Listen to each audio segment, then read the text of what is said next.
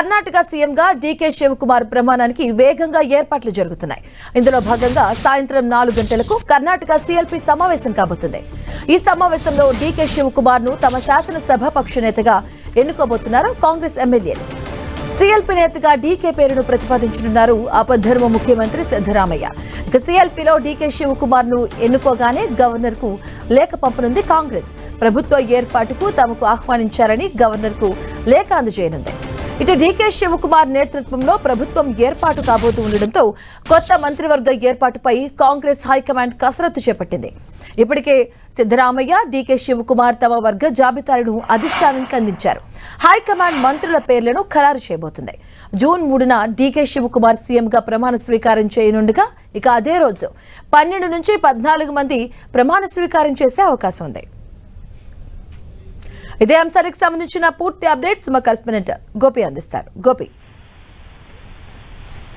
సాయంత్రం 4 గంటలకు కర్ణాటక సీఎల్పీ కీలక సమావేశం జరుగుతుంది. దీంట్లో డీకే శివకుమార్ ను శాసనసభ పక్ష నేతగా ఎమ్మెల్యేలు ఎన్నుకోబోతున్నారు. సీఎల్పీ నేతగా డీకే పేరును సిద్ధరామయ్య ప్రతిపాదించబోతున్నారు.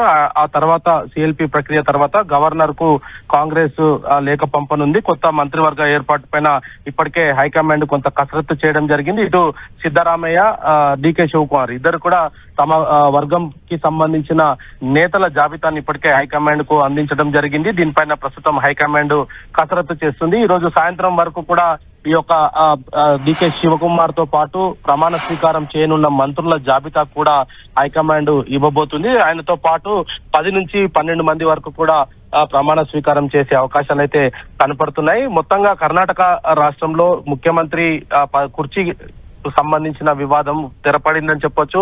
ఇటు డీకే శివకుమార్, సిద్ధరామయ్య ఈ 2 వర్గాలుగా విడిపోయి ఇటు సీఎం కుర్చీ కోసం గత 6 నెలలుగా కూడా కర్ణాటకలో కొంత విభేదాలు అయితే తలెత్తిన నేపథ్యంలో హైకమాండ్ వీటన్నిటిని కూడా పరిశీలించి సిద్ధరామయ్యను రాజ్యసభకు తీసుకోవడంతో పాటు ఆయనకు ప్రతిపక్ష నేత హోదా కూడా కల్పిస్తూ ఆయనకు ఒక సముచిత స్థానాన్ని కల్పిస్తామనేది కూడా చెప్పడం జరిగింది. సో ఈ నేపథ్యంలోనే ఇప్పుడు సిద్ధరామయ్య రాజీనామా అనంతరం డీకే శివకుమార్ వచ్చే నెల 3వ తేదీన ముఖ్యమంత్రిగా ప్రమాణ స్వీకారం చేయబోతున్నారు. దానికి సంబంధించి కూడా ఈ రోజు సాయంత్రం సీఎల్పీ సమావేశంలో శాసనసభ పక్ష నేతగా ఆయనను ఎన్నుకుంటున్నారు. గోపి, అంటే ఈ సీట్ల షేరింగ్ విషయానికి వచ్చేసరికి కొంత సందిగ్ధత అయితే నెలకొంటుంది. అధిష్టానానికి అయితే పేర్లు పంపించారు ఇరువురు వర్గాలు కూడా. సో ఈ నేపథ్యంలో అధిష్టానం ఏ అంశాలను పరిగణలోకి తీసుకొని ఈ కేటాయింపు జరిపే అవకాశం ఉంటుంది? ముఖ్యంగా ఇక్కడ 2 విషయాలు మనం గమనించవచ్చు. ఒకటి, సిద్ధరామయ్యతో పాటు ఇప్పటికే కేబినెట్ లో మంత్రులుగా ఉన్న వ్యక్తులకు సంబంధించిన జాబితాతో పాటు మరికొంతమంది నూతనంగా, అంటే నిన్న 7 మంది ఎమ్మెల్యేలు కూడా ఇటు మల్లికార్జున ఖర్గేను కలిసి తమకు మంత్రి పదవి ఇవ్వాలంటూ కూడా వినతి పత్రాలు ఇచ్చిన పరిస్థితి కూడా నిన్న చూసాం. మరి ఇటువంటి నేపథ్యంలో ఇటు హైకమాండ్ వీటన్నిటిపైన కూడా, అంటే ఒకవైపు సిద్ధరామయ్యకు సంబంధించిన వర్గం, మరోవైపు డీకే శివకుమార్, ఇక్కడ కూడా వీళ్ళ మధ్యలో విభేదాలు లేకుండా అందరికీ ఆమోదయోగ్యమైన మంత్రుల పేర్లు కొంత ఖరారు చేసేందుకు ప్రస్తుతం హైకమాండ్ దృష్టి సారించడం జరిగింది. 2028 ఎన్నికలే లక్ష్యంగా ప్రస్తుతం హైకమాండ్ కర్ణాటక రాజకీయాలను అయితే పరిశీలిస్తున్న పరిస్థితి కనపడుతుంది. మరి ఈ నేపథ్యంలోనే ఈ యొక్క మంత్రుల ఎంపిక అనేది కూడా ఉండబోతుంది అనేది కూడా తెలుస్తుంది. అయితే ఏఐసిసి నుంచి మాత్రం కొన్ని కీలక ఆదేశాలు కూడా ఇప్పటికే డీకే శివకుమార్ కు ఇచ్చినట్టుగా తెలుస్తుంది. సిద్ధరామయ్యకు సంబంధించిన అంశంలో ఏదైతే ముఖ్యమంత్రి కుర్చీ వదులుకొని డీకే శివకుమార్ ను ముఖ్యమంత్రిగా చేస్తున్న సిద్ధరామయ్యకు సంబంధించిన వ్యవహారంలో హైకమాండ్ కొంత సానుకూలంగా ఉన్న నేపథ్యంలో ఇటు డీకే శివకుమార్ కూడా దానికి కొంత సానుకూలంగానే హైకమాండ్ కు కొన్ని చెప్పినట్టుగా తెలుస్తుంది. దాంట్లో భాగంగానే ఈ యొక్క మంత్రుల ఎంపికకు సంబంధించిన అంశంలో ఆయన కూడా ఇటు అధిష్టానం నిర్ణయానికి కట్టుబడి ఉంటానంటూ కూడా ఇప్పటికే హామీ ఇచ్చినారు.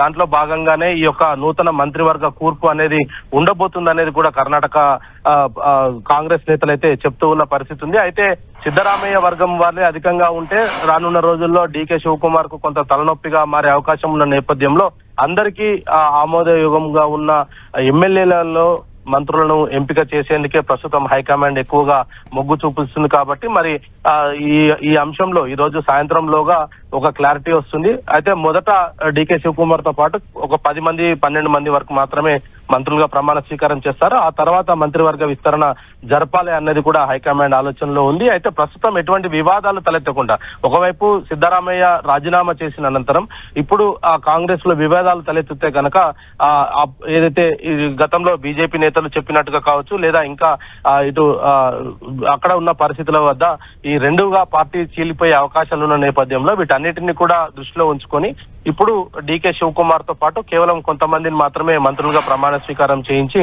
ఆ తర్వాత మరి మంత్రివర్గ విస్తరణకు సంబంధించిన అంశంలో ఇరువురు నేతలు ఇటు సిద్ధరామయ్య, డీకే శివకుమార్ కి సంబంధించిన ఇరువురికి సంబంధించిన నేతలను మంత్రులుగా ప్రమాణ స్వీకారం చేయించే అవకాశాలైతే కనపడుతున్నాయి. ప్రస్తుతం కర్ణాటకలో నెలకొన్న పరిస్థితులు, ఇటు కాంగ్రెస్ పార్టీలో కొంత ఆశావాహులు, వీటన్నిటిని కూడా ప్రస్తుతం హైకమాండ్ అయితే కొంత దృష్టి సారించడం జరిగింది. వాటన్నిటిని కూడా పరిశీలించిన తర్వాతనే ఈ యొక్క ఎంపిక అయితే ఉండబోతున్నట్టుగా అయితే మనకు అర్థమవుతుంది. గోపి, అంటే ఈ ప్రమాణ స్వీకారం కూడా చాలా గ్రాండ్ గా చేయబోతున్నట్టుగా తెలుస్తుంది. సో ఎవరెవరికి ఆహ్వానాలు వెళ్లే అవకాశం ఉంటుంది, అధిష్టానం నుంచి ఎవరెవరు వచ్చే అవకాశం ఉంటుంది?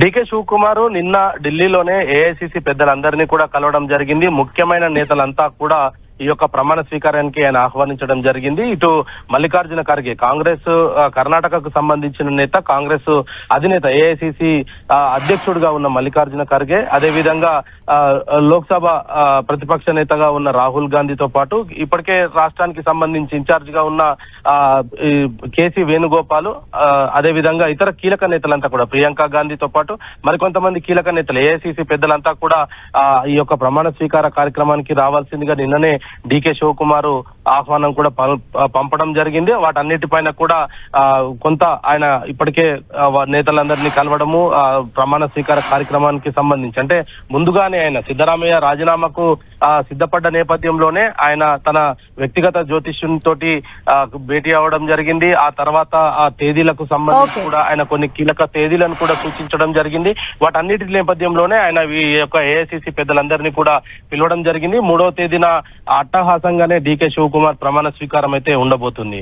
Right, thank you Gopi.